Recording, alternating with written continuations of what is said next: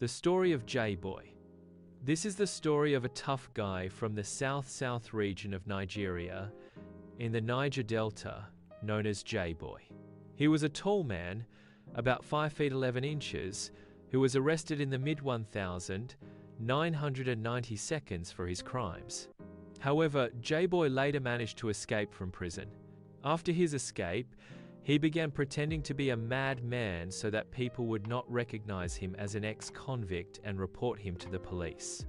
While disguising himself, he stole clothes that had been washed and hung outside to dry, as is common in many African communities.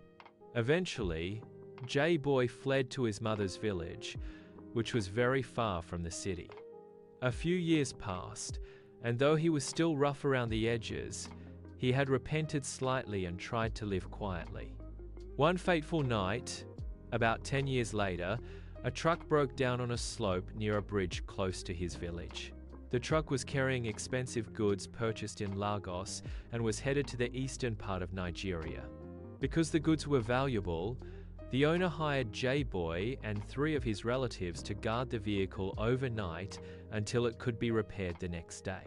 At midnight, while some of them were sitting under the truck and others were keeping watch nearby, a long truck carrying steel rods owned by a very rich and popular Nigerian was descending the same slope.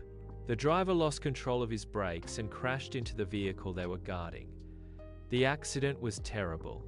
One of J-Boy's companions died instantly, another survived with minor injuries, while J-Boy was severely injured as several steel rods fell on him.